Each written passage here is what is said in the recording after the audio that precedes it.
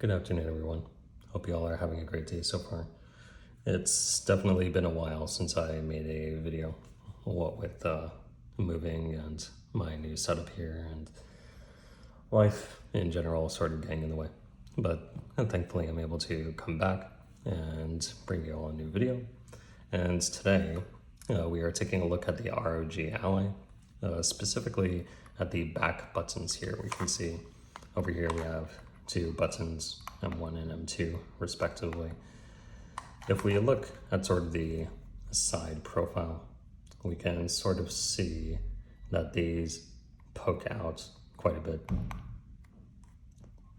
And because of that, and also due to the sort of narrow grip design of the ROG Ally, whenever you're playing a game, it's sort of easy to accidentally press these. So from the website Etsy, I was able to order some more slim profile fitting buttons, which I'm going to replace these with.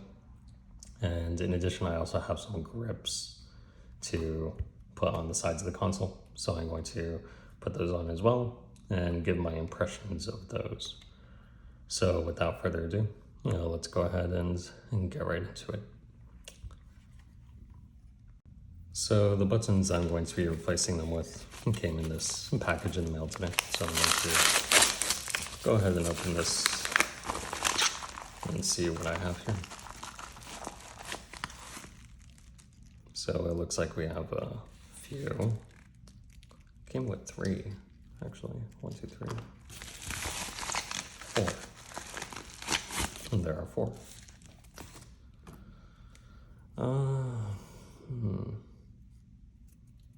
Texture seems all right. I'm not sure why 4 were included here, when the texture seems about the same. And the 3D print, yes, so these are 3D printed. So yeah, they look all right to me, at least from what I can tell, I suppose. So, like I mentioned before, I purchased these on Etsy from a seller who had a 3D printer. I don't recall how much they cost because it took a little while to come, but they seem to be good quality. They don't appear to be flexing significantly or like as if they would break apart in my hands or something like that, but they seem to be good quality. So to begin, if we look on the back of the ROG Ally to disassemble this, I guess, handheld PC console thing, we have 6 Phillips head screws. However, the bottom middle screw does not come out. It's going to stay with the frame. So let's keep that in mind as we go ahead and proceed with the disassembly. Let's see, this bit is going to be good. Let's go ahead and get started with that. Starting with the left.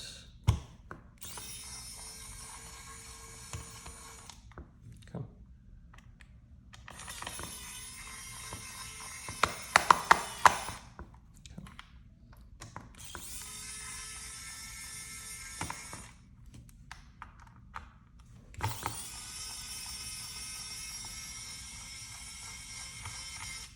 Okay, these screws are fairly long.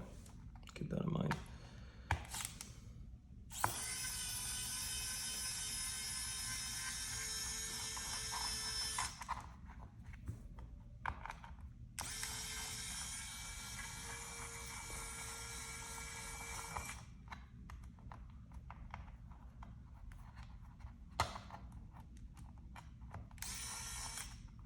Okay.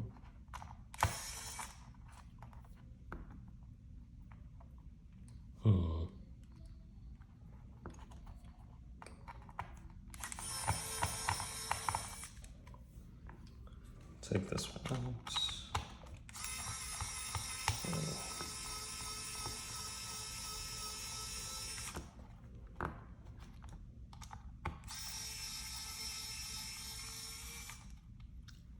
Yeah, and these screws are fairly long for what they are. try to push this one out.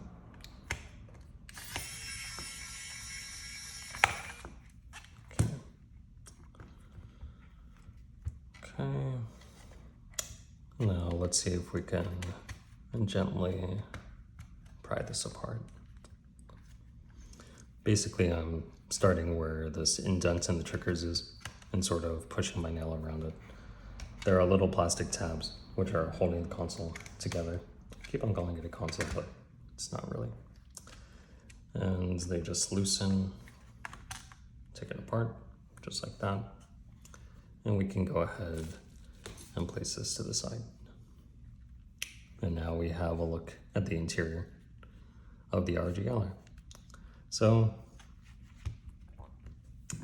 on the back here, let's see if I can catch these screws before they just completely fall out. No, they're not necessarily supposed to be stuck in these posts. Like this one is already coming out, but this one seems to be over here on the top left and over here in the center, top center. So I guess I'll keep those where they are. What we want to be focusing on here though is over here in the middle left portion of this back plate, we have this crosshead screw. And similarly on the right side, we have a crosshead screw in this area as well. We want to remove that screw so that we can remove this back piece and replace it with the new flatter piece that we have here. So let's go ahead and do that.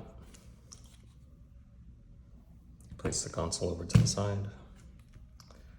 Keep calling it a console. Well, I mean, if you think about it, technically it's more like a handheld PC, I suppose, but it can play literally everything, which is the reason why I bought it. And I know that people generally prefer sort of a Steam Deck for its simplicity and ease of use, but looks like we have a little spring here.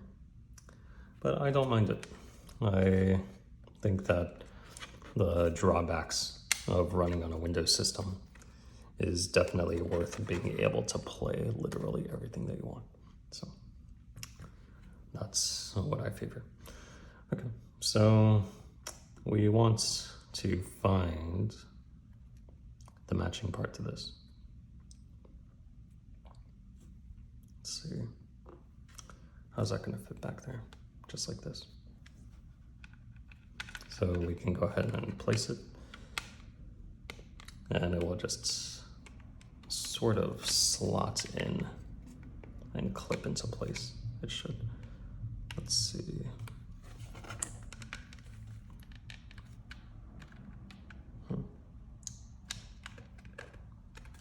Maybe just a little bit too wide, I think, as well.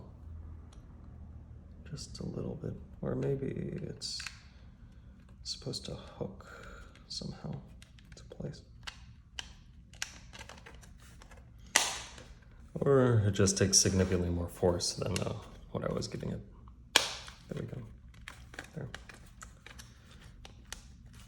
Let's press it in a little bit. Sort of position it from the sides. Okay.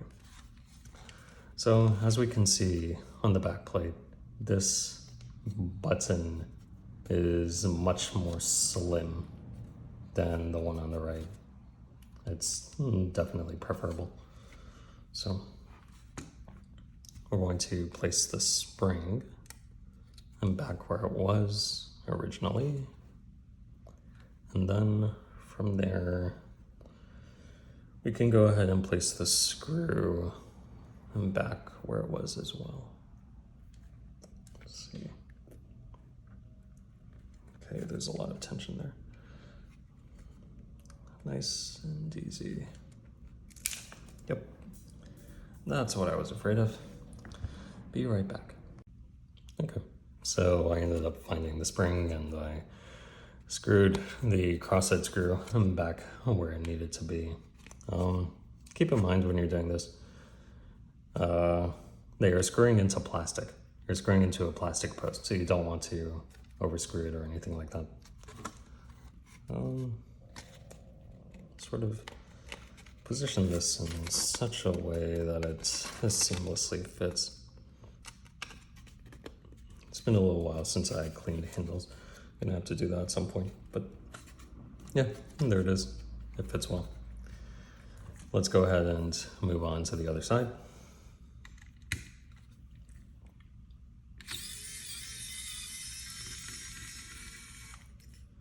And similarly, we will find the screw and a little spring. From here, we can push inward on these little tabs that are holding the black piece in. And then it should just pop out. All loose like, there it is. And now we can find the matching piece, which is gonna be right here. Just like this. So just put it into place.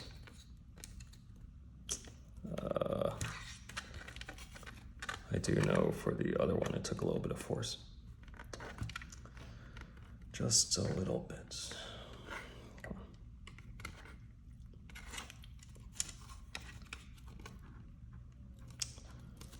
So you want to press on it firmly, but not too firmly as to break the plastic. That's the sort of balance that we are trying to maintain here. When the camera stops shaking, yeah. Let's see, there. And the other side, there it is, yeah. So those two snaps were from this clip right here and this other clip over here. They are sort of hooking. So when you push them in, they're going to hook on the side and stay in place. And then we will replace this little spring along with the screw that was initially holding the original button. So let's try to get a little bit close here.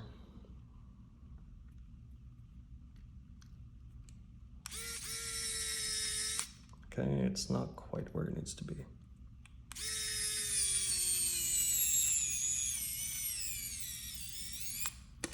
Okay, and now it is. Now, two buttons which are perfectly flush and a little bit awkwardly placed. Let's see. This one should be fine, I hope. And this one should be fine as well, I hope. Yeah, okay. But yeah, it looks nice. At least to me, it looks nice, very flush. As it should be. That was not the designer's original intent, but this is functionally much more feasible. Okay. Now let's reassemble it and see if the buttons are going to continue to work. See, they're going to be here on the board. There's the 1 and there's the 2. So let's go ahead, put this back on, nice and easy. Let's make sure it clips into place. Whoops, I knocked the camera again. And before I put the screws in, checking the triggers are still working normally. The M buttons doesn't really feel like they could be pressed right now, huh?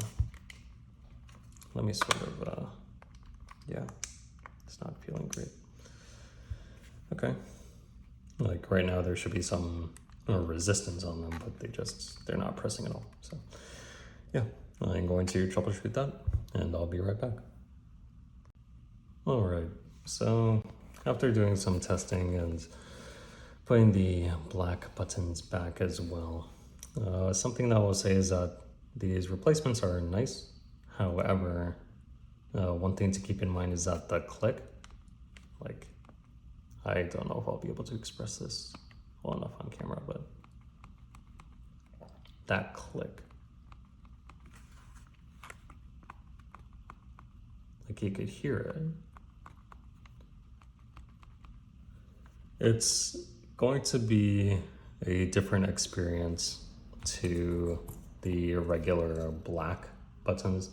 The black buttons have a more sort of a trebly type of click, like a clack clack, whereas these buttons are more of like they're more of like a cluck cluck. It's a much more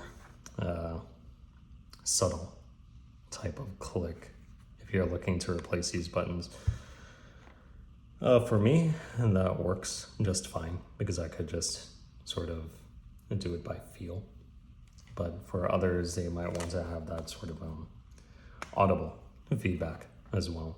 And if that's what you want, then I would not recommend replacing the original buttons. They have a much louder click to them. And I think I would attribute that to actually these stems. These plus stems are what's responsible for actually pressing on the button on the motherboard. And these, at least to my eye, they're longer than the ones on the new sticks, on the white sticks. So I think one thing that someone could probably do is just putting something on top of those, like on top of the white sticks, or making these just a little bit longer so that they match these. But if not, you know, it's fine the way it is. I actually prefer the more subtle click. So I'm going to put the screws back in.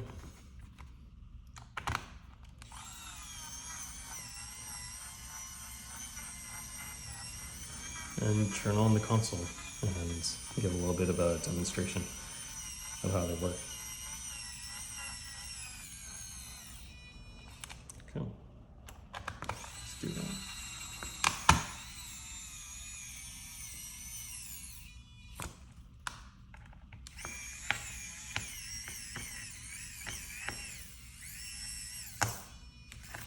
So there's probably a specific pattern to follow for disassembling this console, but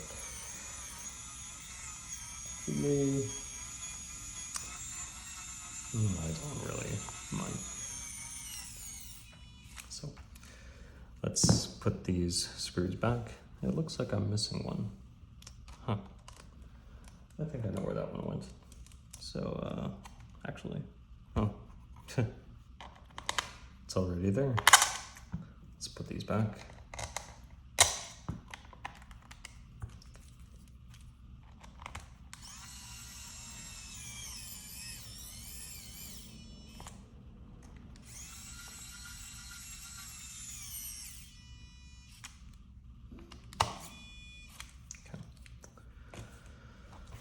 All right, so now this is back together. It's just sort of a clunk, clunk, clunk.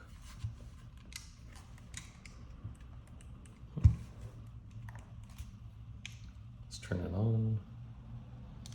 Oh, my battery's dead. I'll be right back once again. Yeah, so now we're back. Like I said before, because the posts on the 3D printed piece is shorter than the cross posts on the original piece. This is the one I'm referring to, the one that looks like a plus mark. On the printed piece, it's a little bit shorter than the long piece, which makes it a little bit harder to press. So as long as the left button is working, which is my preference, I find that to be fine. And the right one just takes a little bit more pressure.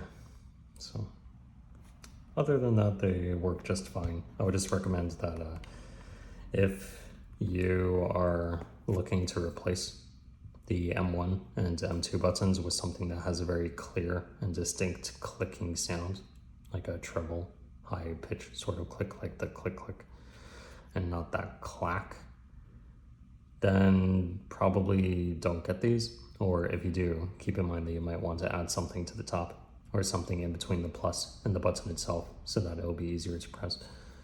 Otherwise, this is probably going to give you a bit of a hard time.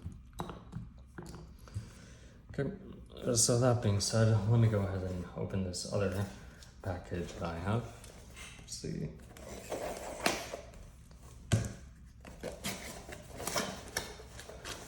Over here, I have a couple of 3D printed grips. And these are pretty new in their design. This is sort of, what the plastic sounds like. It's fairly rough. I'm not sure if that was intentional. Yeah, let's go ahead and try to put this one on. It should just sort of slot into place, just like that.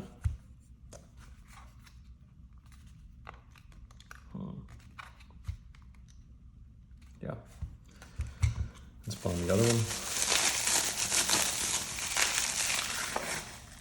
Let's see. Also fairly rough. Huh. Doesn't really stand on its own, but yeah, I could definitely see the appeal. The way that this grips is that on the side, you have this nice fat piece that goes into your first 3 fingers, this groove for your pointer finger while you're gripping it, and also to possibly press that M2 button when you need to. And there are these little posts on the bottom.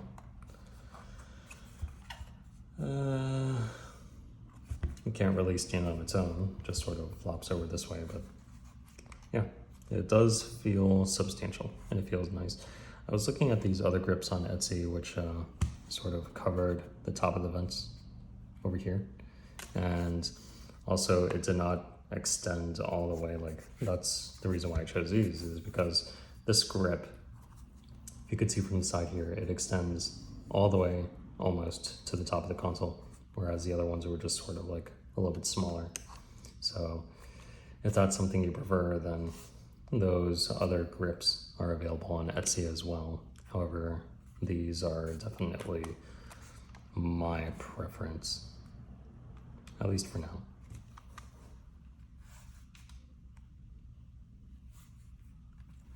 So over here, let's try pressing that M2 button.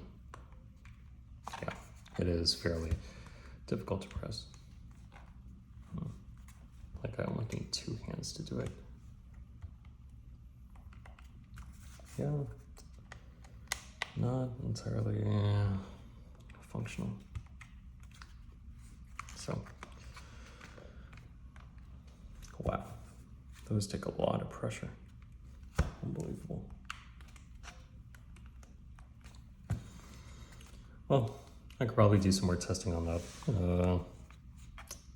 Yeah, probably put something in between, like I said, the plus mark and the button itself. But other than that, these grips do feel pretty good. I think the plastic, it's not textured, but it's still grippy, especially on the bottom and on the sides.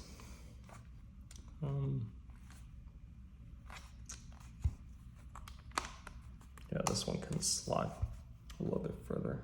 But yeah, this does feel pretty good. So, let's see.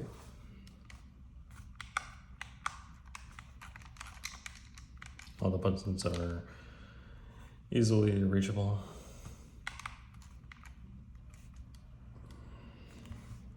Yeah.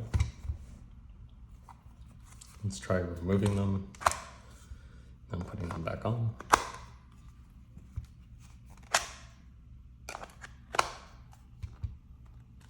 Yeah. They're not loose or anything, so if I shake them vigorously like this, they don't easily come off. At least not for now. to remove them, just pull them right off. Just sort of like edge the bottom half first and then pull off the rest. Putting them back on is just sort of slotting into place and pressing really hard. And they stay on. I'm literally holding it with just one of the grips, trying to shake it loose, and it's not coming off. So, yeah. So, it's pretty good. I'm definitely much more satisfied with the grips than I am with the buttons here, which I'm going to do some further troubleshooting on to see if I could actually make them usable, because right now, if I were to just go in here and try to make any of the menu items appear. Oh, okay, there it is. It takes, yeah. I could do it consistently, sort of. Just need to be pressing in the right place. So for me, that's like towards the top here. Yeah. So yeah, it's serviceable. It's not really ideal because you do need to be pressing fairly hard. And I mean, I said it twice already, but I'll say it again. It's because these plus posts, they're just too short. They need to be a little bit longer so that they can apply enough pressure. Just as long as these ones are longer on the original sticks. On the original buttons, these plus points are longer than the other ones. I don't know why the creator of this didn't just make them that size. Or at least a little bit longer. But yeah, in any case, I'm pretty happy with most of the things here. This is actually loosening up after a while, so I need to have that muscle memory and just do it multiple times. And for the other one as well. Yeah. Maybe I'll just take some time getting used to. I need to press with the fat of my index finger on the top of the button like this in order to make those screens come up. Yeah. Yeah. It's serviceable. But in any case, that's pretty much all that I have for today. You know, if you guys have any comments or would like any additional information on where I got these from Etsy, then I will send you a reply like I always do. So thank you all for watching, and I hope you all have a great day. Take care.